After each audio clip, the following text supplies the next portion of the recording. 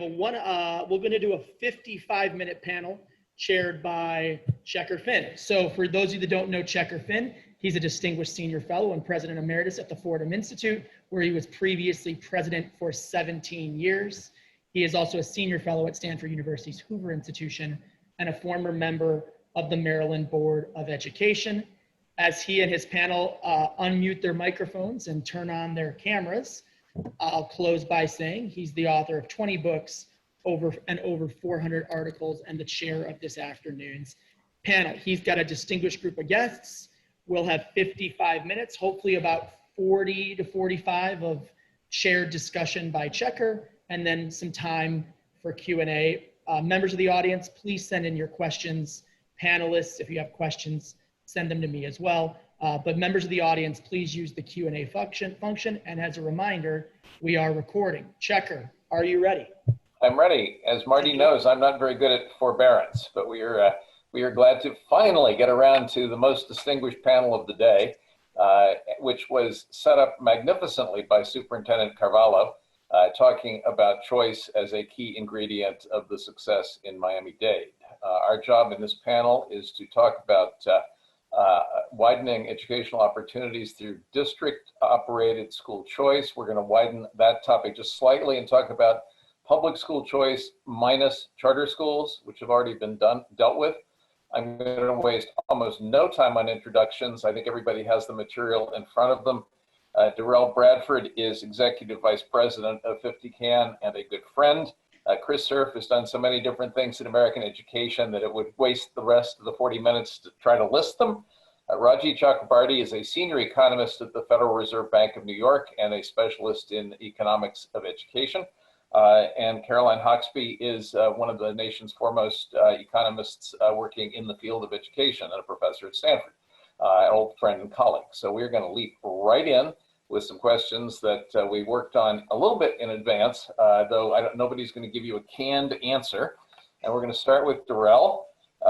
In your experience, how useful is public school choice as it exists in districts today, not just Miami-Dade, by the way, as a way to expand opportunity for kids who need it? And could it be significantly more useful if there were more of it in more places? Or is that a fruitless cause? No, so thank you. It's great to see you, Checker. I'd like to thank Paul and Marty and CR for inviting me. I changed up my picture because Marty's picture is all fall, so I figured I would go all fall. And I'm delighted to be with this esteemed panel. Like I really read and know your work, and you guys are awesome. So two things. On your first question, I think whether or not we need more choice, like we need more public school choice, is a lot like asking whether or not you need a life preserver. You're gonna have a different answer if you're in the desert versus if you're in the ocean. And so I think the situation matters a great deal. So, if we're talking about low-income kids who traditionally don't have a lot of choice, like, to me, that's the equivalent of being in the ocean. The life preservers is very important. I think lots of other districts, like if I'm gonna pick on Chris's hometown, well, not his hometown, but even, like a place like Montclair, which is like very Tony and upscale and has organized itself around choice in a lot of respects. Like if you ask different residents whether or not they really need it, I think you get very different answers from that. So that's the first thing. The second thing is just I think governance is really important. Independent school governance and charter school governance give us different kinds of choices. Like they create new things. They bring different things into the world. And district school governance, I think, does a different thing. And so whether or not we need more of it, I think it is important that districts actually use the choice muscle, right? The ability to create new kinds of schools, because there are kinds of schools that they are very good at creating. And normally those tend to be theme-based or highly selective, not said pejoratively, but that some of the highest performing schools in New York are arts magnets, or they are tested, and those schools have a place, and I think they should continue to make more of them. Well, thank you. I would expect to find Chris Cerf only in a Tony upscale place, and now we've got him on the screen too. Chris, let's talk a little bit about the politics of this, of district choice. Are they such, in your experience, that we could realistically expect getting a lot more of it in a lot of places, or is it really constrained to a kind of a handful of places with people like Alberto Carvalho in charge of them, and limited versions of it, or is this worth trying to push this boulder uphill to get quite a lot more of it in the various forms that Darrell was talking about? Well, thanks for such an easy question, Checker. And I first of all want to echo my admiration of Pepchi and of Professor Peterson. It's really been an extraordinary experience over the years to have the opportunity to work, and as well as with this distinguished group of folks who are gathered on this call today. So is interdistrict choice something that we should celebrate and push, or should we sort of give up on it? So let me tell you, I've had two direct experiences in that realm. In New York City, we tried to break down geographic and neighborhood barriers at the high school level and had a massive choice option within the district of, I would say, uneven success for reasons we can go into in a moment. And in Newark, we adopted something called universal enrollment, which I know we're enjoying from including charters in our conversation here.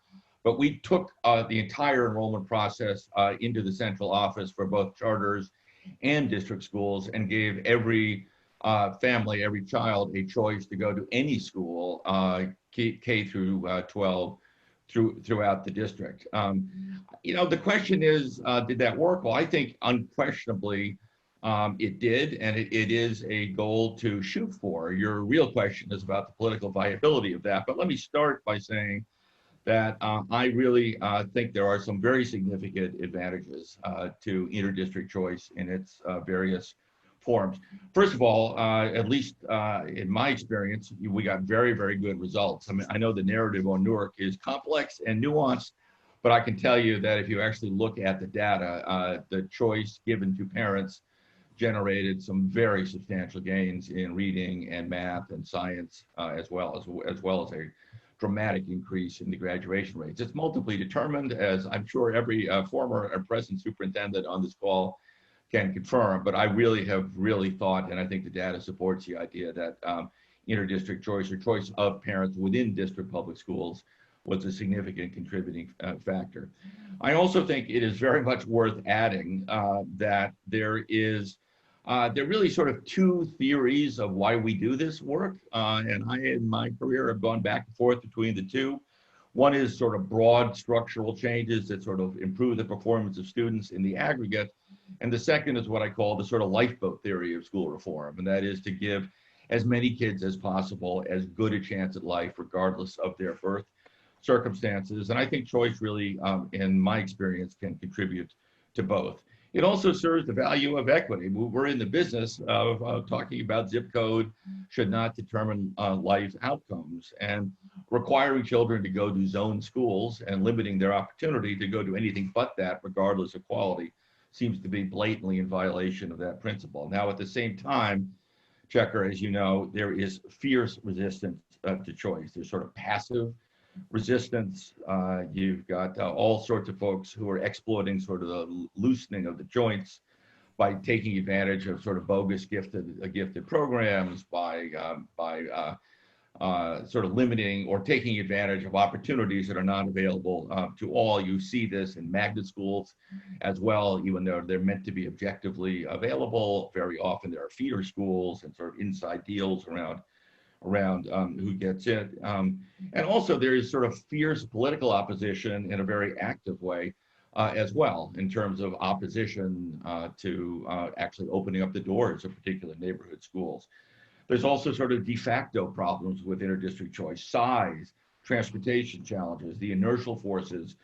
And of course, there are the problems of, frankly, culture and racism, where there is clearly a very strong inertial force to have individuals of certain socioeconomic status sort of congregate in the same neighborhoods, and it's very hard to break through that. You take that all on balance, I think this is worth the push, and I would absolutely say that while the growth of this kind of opportunity may be episodic and not universal, it is very much worth the fight. Okay, we've now got life preservers and lifeboats. He picked up on my thing. He took my thing. I'm wondering what Caroline's going to add to the ocean before we're done with the next question. So let's take down the district barriers, Caroline, and tell us what you can about inter-district choice, the kind where kids are allowed to cross from one district into the next. When we at the Fordham Institute did a study of this in Ohio, which has about 1.7 million public school kids total, we found that about almost 70,000 kids were studying in other districts than the ones that they actually reside in. Ohio's got this idiosyncratic inter-district policy, which I don't want to focus on Ohio, but what have you learned about the worth or viability of that kind of public school choice? Well, first, I just want to say thank you to Paul Peterson for all that he has done over his career for many people, including myself and many young people. He's been such an inspiration and such a great community builder in education policy research, and also PepG has just been an incredible resource for many people. So thank you very, very much, Paul. I'm glad that you're having this conference today. I wish it were in person. Okay, Checker, this is a great question for me because this question always gets me really irate, so at least you're going to get me to be mad. Okay, so why? It's because I don't really believe that inter-district choice, so choice between districts where you're crossing district boundaries, is a meaningful form of school choice in the United States.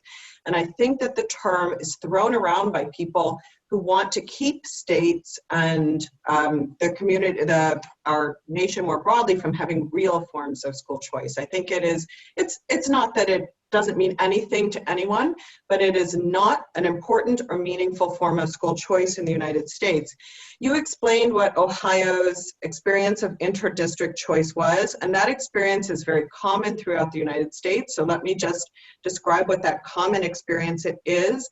It is that very few students participate in inter-district school choice relative to the total population that is supposedly eligible for school choice. Many states have this, and in fact, many states have had inter-district school choice, at least on the books, since the 1950s or 60s. So it's not really a particularly new thing. There was an increase in it in the 80s and 90s, but the reason why you don't hear much about an upsurge in this is that very few students take advantage of it. Typically, the most affluent districts or the most high value-added districts in a metropolitan area do not participate at all. Either it's voluntary and they don't participate, or it is supposedly mandatory, but they simply say that they have no places for children and then they get out of it. It's very easy to get out of for school districts. When school districts do participate, it's largely because they are districts that have less than critical mass in certain grades, and so they can take on additional kids without really having more fixed costs. They may be able to cover their fixed costs, but they're really not willing to take on more than a few marginal kids in each grade. And they really are taking students when it's convenient for them to take. There is some amount of cherry picking by simply making the process of participating in inter-district choice sufficiently onerous that not that many families participate in it. So although there are almost never any selection criteria that say, well, you can't you can't participate in inter-district school choice unless your child has test scores of X, Y, and Z. There are a lot of other barriers to inter-district school choice, often including transportation barriers. So why is it not a coincidence that we have 50 states plus the District of Columbia, and we do not have a lot of inter-district school choice in practice? It's not a coincidence, and it's because the incentives have been set up wrong in every single state in the United States. There is never enough money that follows students from one district to another to completely cover the additional costs of having additional students in the receiving district. And therefore, the receiving district never has the incentive to take more than a small marginal number of students, maybe to get it up to critical mass or something like that. But it is never going to do more than provide a little bit of a sort of an outlet for students who are dissatisfied and whose parents are really motivated to try and find them a different choice. There's nothing wrong with that. I mean, I'm never going to be against having 1 or 2 or maybe 3% of students in the United States be able to escape a bad school district and go to a better school district because they have highly motivated parents and can manage to figure out the system. But we need to face the fact that this is not school choice in the sense that it was meant by economists when Milton Friedman originally coined the term. And what he meant was two things, and I want to emphasize this because so many people who talk about school choice are really sloppy about the way they use the terms. School choice was meant to achieve two things. The first was that it was meant to allow students to match better to schools so that they would be in a school that better matched their curricular interests, that was a better match for them in terms of their attainment and their goals and their aptitude and so forth and their interest. So that's one thing. That's an economist have a word for it. I'm not going to bother you with the phrase, but that is one thing. It's kind of the better matching of students to schools. But the second, and this was the key thing that economists hoped that school choice would achieve, was competition, that it would force out schools that were not good schools, or it would force them to perform at a higher level.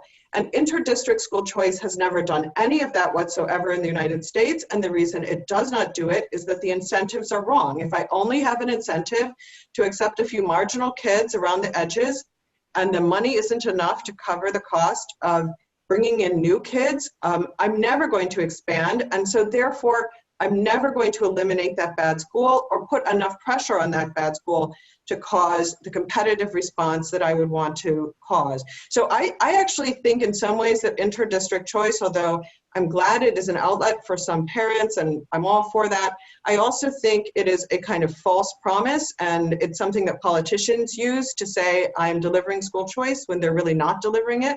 And in that way, I think it's worse in some ways than not having it at all. I think it's very disappointing, and I think we should stop calling it school choice and just call it special something or another, because that's what it is. There are meaningful forms of school choice between districts in the United States, but they are not interdistrict school choice as you described in Ohio or in many other states in the United States that follow these rules. They are the forms of school choice that take place when parents or other family members move their children from one school district to another by actually moving where they live, whether they move between one rental unit and another or buying a new house. That's what, Checker, you like to call real estate school choice, and I think it's an important topic that Raji will be talking about next. That's quite different because the incentives associated with real estate school choice are very different than interdistrict school choice. Sometimes they do favor the competitive response, and that flows through property taxes and other types of school finance arrangements. So that is a real form of school choice. It does not operate equally well every place in the United States. In some places, it doesn't operate at all. But in some places it does operate reasonably well. So I'm glad that you're going to talk to Raji about that, and let's pick up there.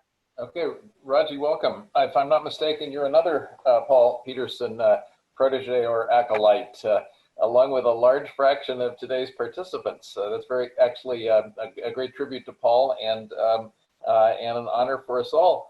So I'm wondering if the sleeping giant here is the least discussed form of school choice of all, but possibly the most widely exercised, which is this picking your school by picking your home, or picking your home by picking your school. I know a lot of people do it. The government once tabulated, I think 20-some% of all school kids in families that do it, but who gets to do it? Does this do poor kids any good? Well, thanks, Checker. First of all, thank you so much to the organizers for having me in this very timely and really great conference. Happy anniversary to PEPG and happy birthday, Paul.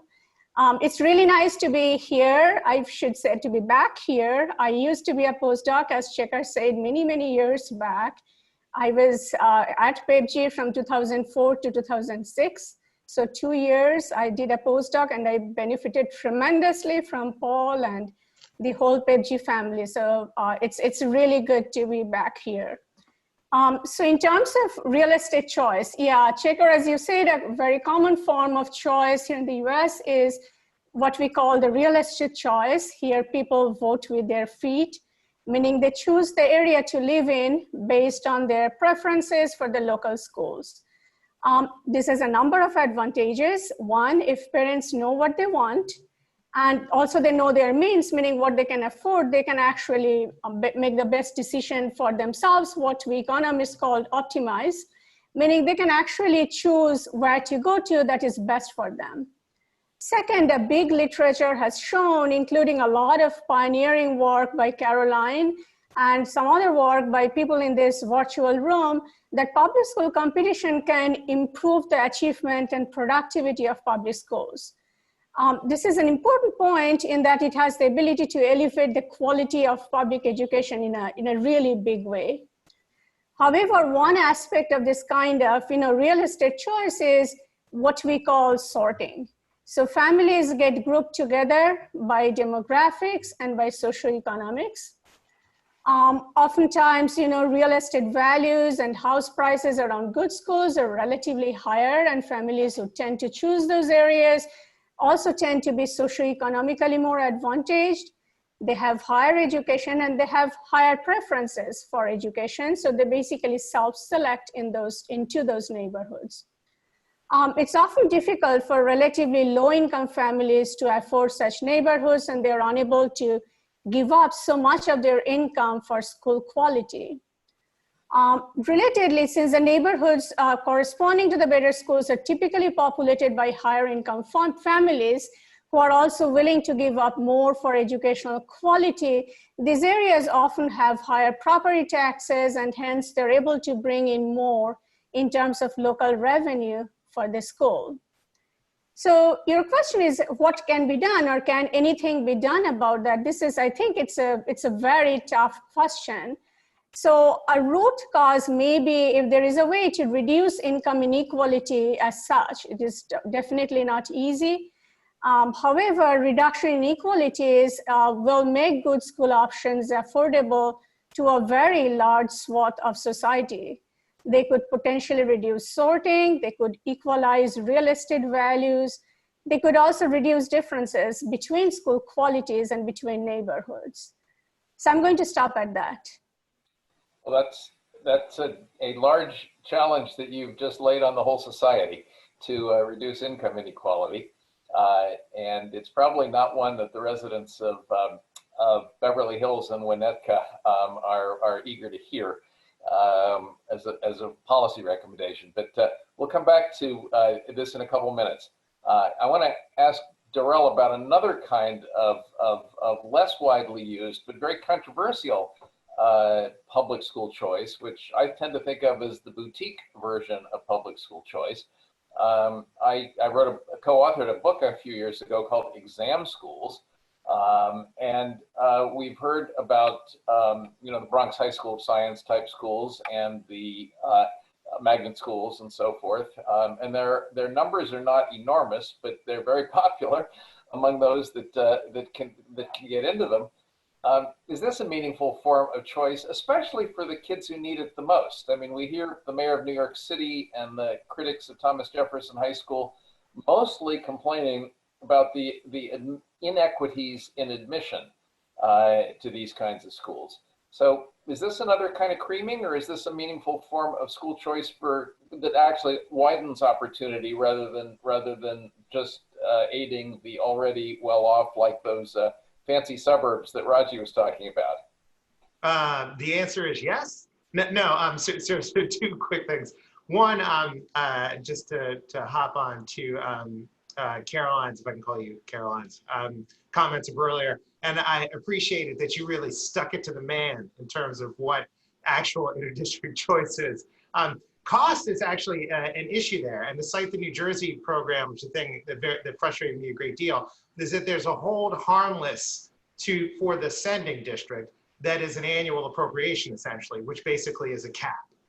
So you can't get to the sort of like meaningful free flow of kids that you're talking about without regard to all of the things that that you cited about like districts not opting in and the other conditions you saw in Ohio, Checker.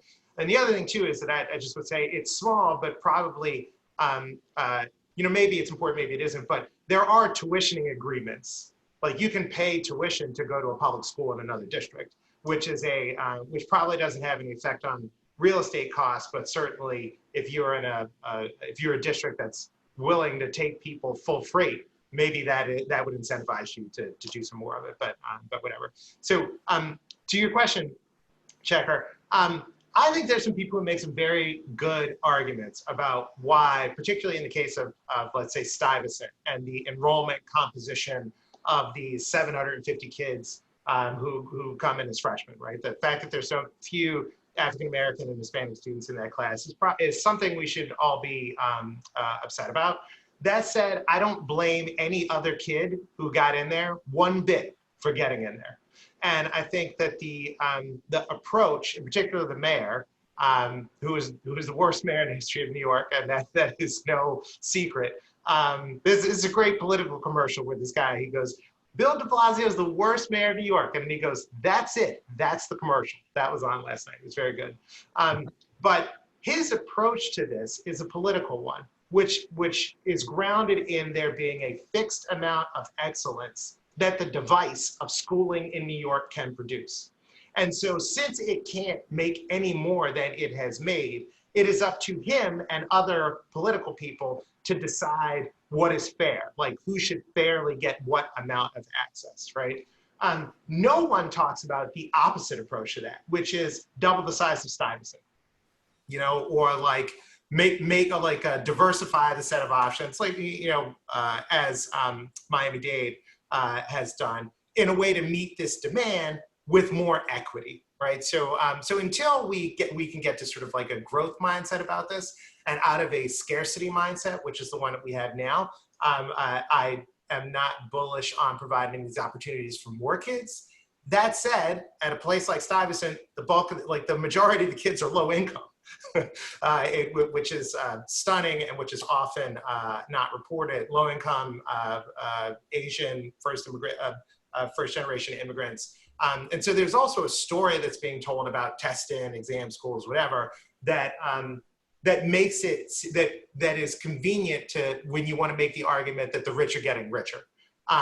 But the poor, disadvantaged, and hardworking are also getting richer in that paradigm. And so, yes, there are challenges to what is being offered, like, and I'm not happy about the way it looks in all places, but I think these are great options, and the demand for them shows that we should have more of them, not less of them. Well, I tend to agree. I periodically speak or write about why don't you increase the supply rather than fussing about the high level of demand. I think I personally agree with that a lot. We'll come back to those issues. Chris Cerf, put on your state policy hat now rather than district hat. States are responsible for education. I'm old enough to remember when Minnesota declared statewide public school choice. Any kid in Minnesota could attend any school in the state. That was a big deal, and some other states made similar declarations or promises, or and yet, as I think Caroline mentioned a few minutes ago, these were always hedged about with conditions and qualifications and restrictions and so forth. Given that states are responsible for public education, is there hope of getting states to deal with these limits on choice, whether it's the inter-district kind or the exam school kind that we were just talking about, or the income redistribution kind, if you will, that Raji was in effect talking about for getting into Montclair public schools? What can states do to make more of this kind of thing happen, or is this fruitless, hopeless, a fool's errand? Well, if I think this really harkens back to Professor Hawksby's, I thought, very thoughtful and well-grounded comments about interdistrict choice. There's a lot of overlap between the two. I mean, I have to say, in the abstract, at a sort of graduate student level or at a PowerPoint level, it's very difficult not to be a believer in statewide choice programs. The concept of giving broad opportunities, regardless of geographic positioning, is a very, very, very compelling one. The question is, does that represent a triumph of hope over experience? And I think that the history books would tell us that it substantially does. I mean, I I certainly am a believer, and as you mentioned, there are a lot of different variants of this. I mean, there can be, for example, a statewide magnet school, like the governor's school we have in New Jersey, and certainly it's, I think, very difficult to be opposed to something like that.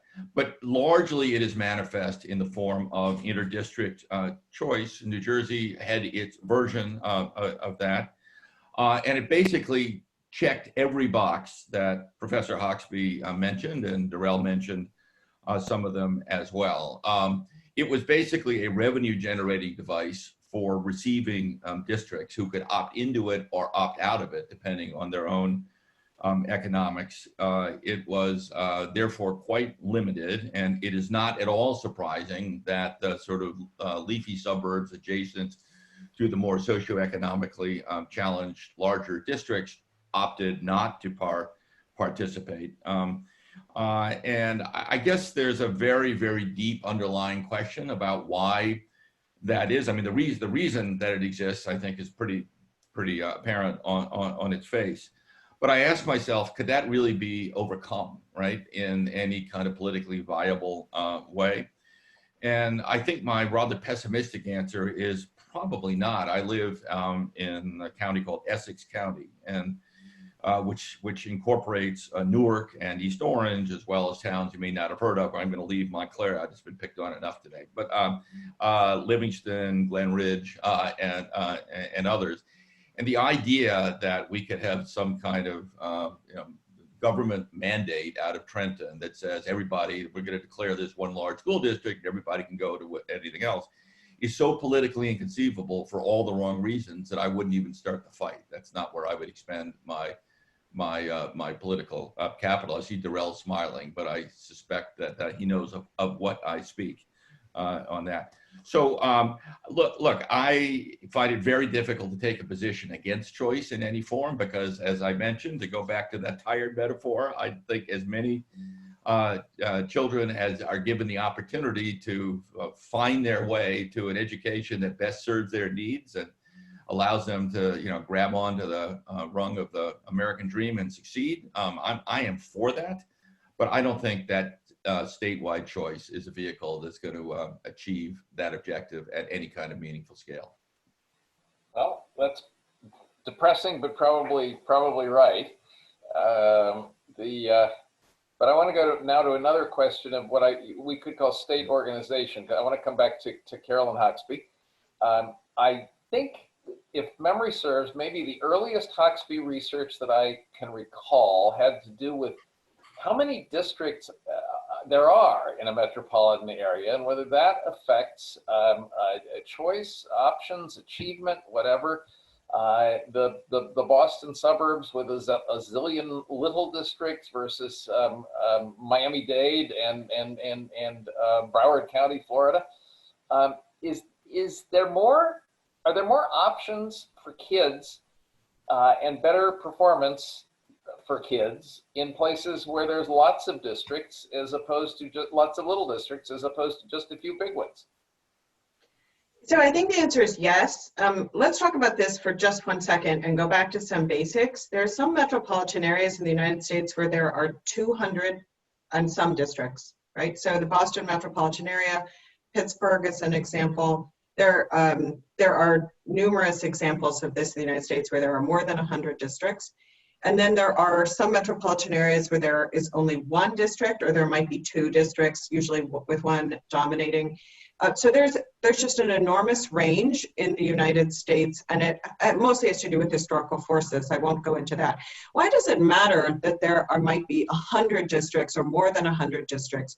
It's because, and this is an important point, you want to have multiple districts for each type of family income and house type, so that it need not be the case that if I'm a family that's kind of a little below median family income, the only choice that I have to get out of my district is to move to another district where houses are completely, wildly unaffordable to me. That's not going to be part of real estate-based choice and competition. I need to be able to move to another school district that might have pretty similar housing, pretty similar income people to me, but might have better schools, schools with higher value added, schools with a better leadership, schools that do a better job of hiring teachers or something like that. So it actually really matters whether you're talking about one district, two districts versus hundreds of districts, because what you're looking for is quite a lot of choice within your band of socioeconomics in order to get real competition. So now what's the good thing about this real estate choice? I want to say the good thing first, because then we'll go on to what's problematic about it and how we might solve that. The good part about it is that this is a true market when it does work, and markets have their virtues, and the main virtue of a market is that you as a family can make decisions for yourself. You can decide to move to another school district, and that is something that is an autonomous decision that you, the family, makes. I realize it's going to be constrained by your finances. I'm going to come to that in a moment, but you don't have to depend on someone else letting you do it. You get to do it for yourself. It's like choosing which grocery store you're going to go to. Nobody says you get to go to Stop and Shop and you get to go to Whole Foods or something like that. There are no rules. So that's good. The second thing that's really good about this form of school choice is that the mechanism that provides the incentives can be made essentially automatic and works through the tax system. So if I decide to leave one school district and go to another, I'm essentially trying to take some of my tax base with me, and I'm moving some of my tax payments from one district to another, and therefore I am automatically giving financial incentives to the district that received me and taking away money from the district that pushed me out because it wasn't doing a good job. And taking our money is a really good way of giving organizations incentives. That's how we do it for grocery stores. We can do it for school districts too. So those are the good things about this form of school choice.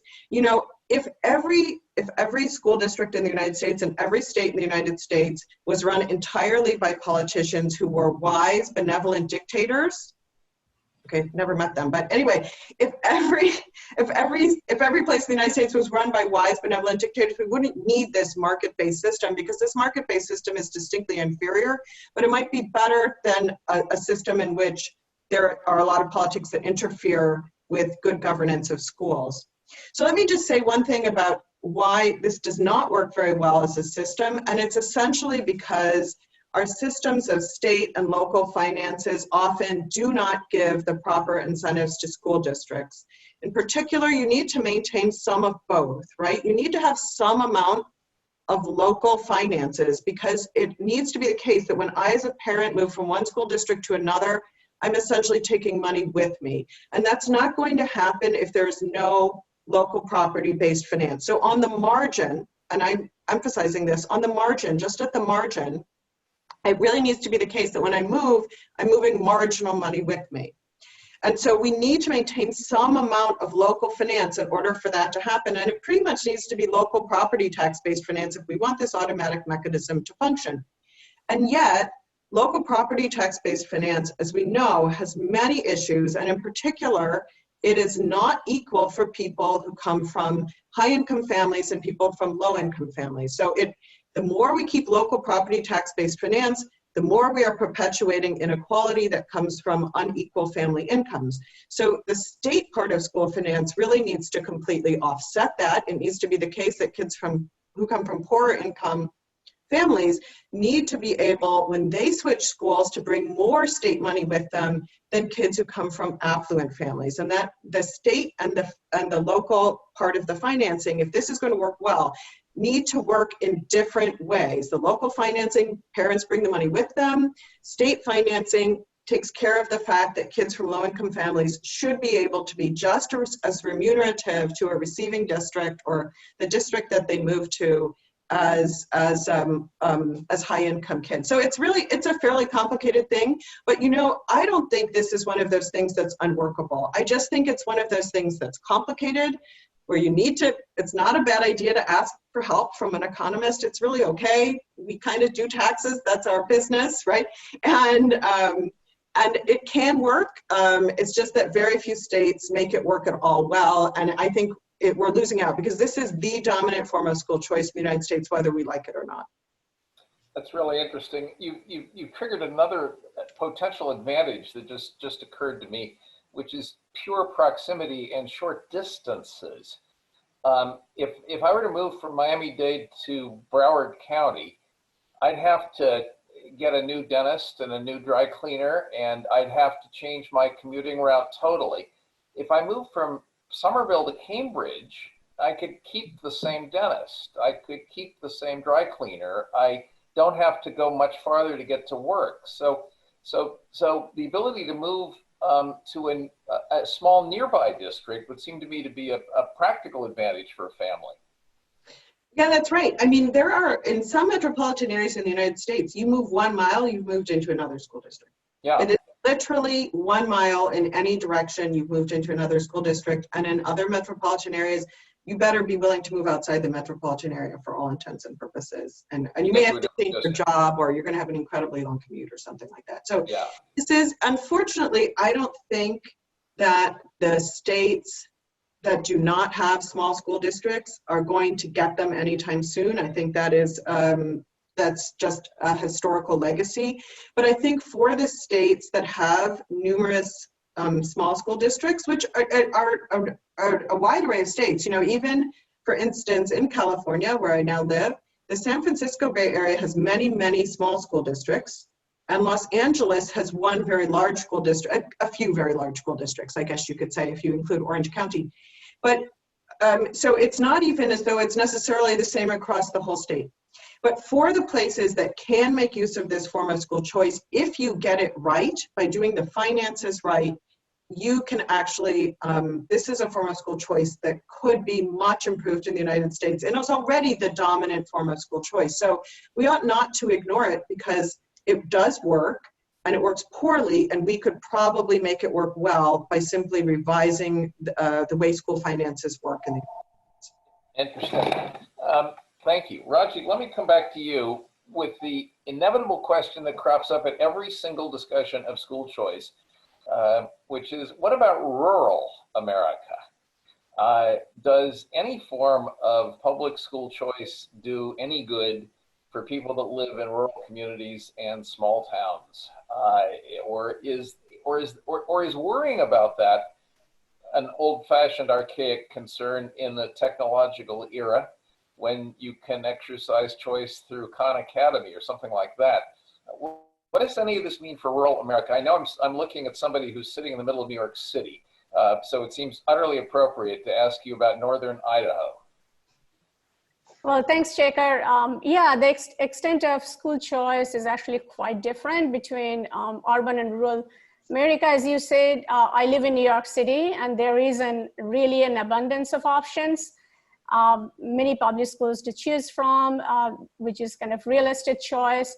We have a lot of charter schools, a lot of magnet schools, and then also private schools. So it's really too many choices actually here in New York City.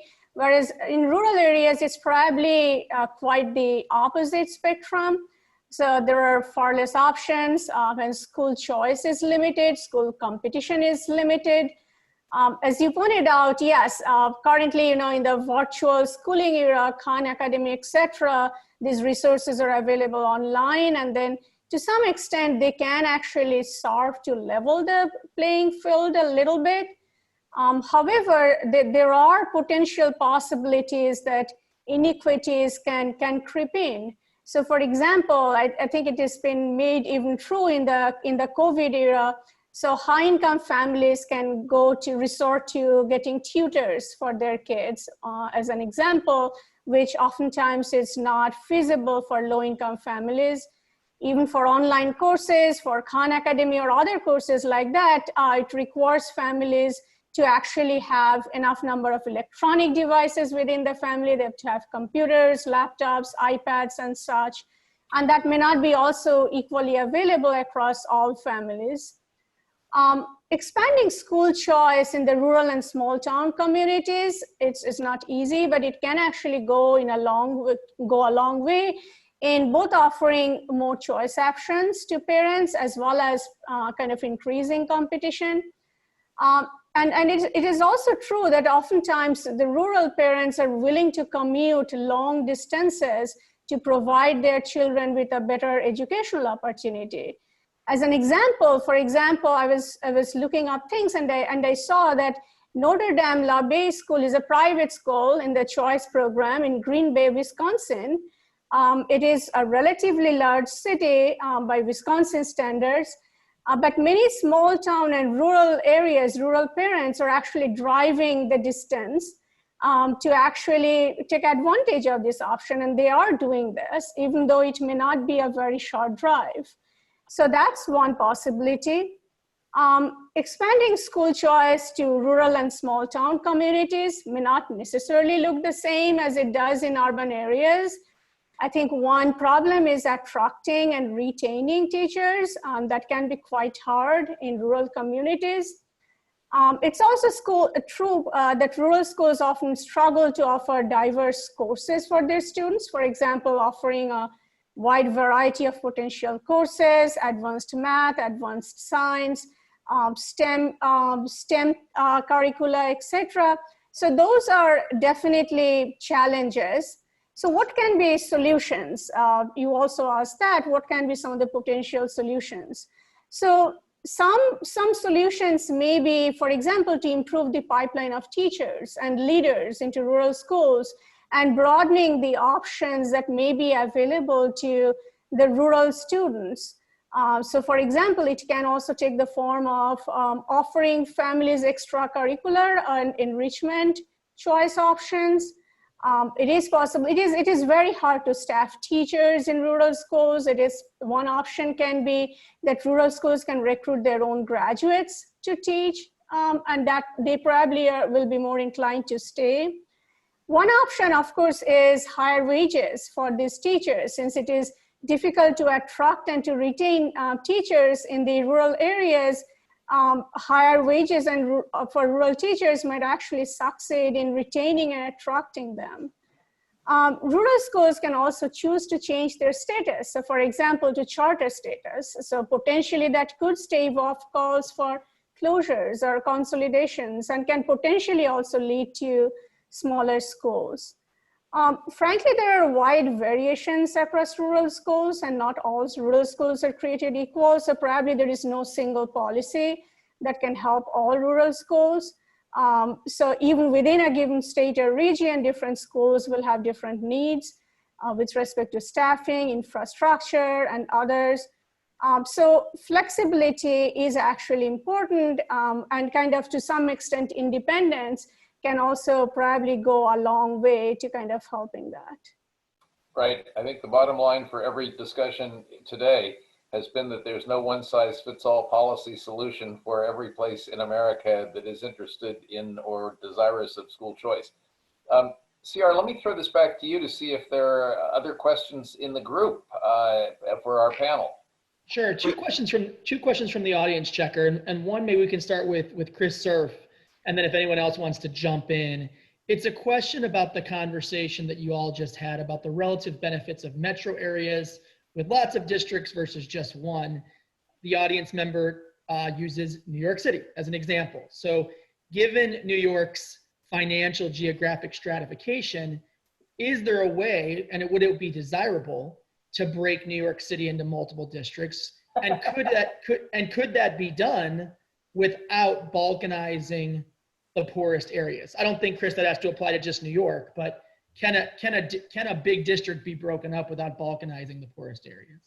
Well, let me start with this. I was deputy chancellor during what we now refer to as the Bloomberg-Klein years in New York City. And if I emerged from that experience with one significant takeaway, is that that district is not governable from the center, meaning that the most talented people with the best laid plans are unlikely to be able to manage the complexity, the chaos, the enormous challenges of that district. And therefore, our sort of theory of change was predicated on harnessing other forces led by choice, accountability, consequences, and so on. So I am of the view, I know, I share the plaudits that have been conveyed to the leadership in Miami, but as a general proposition, a district as large as New York City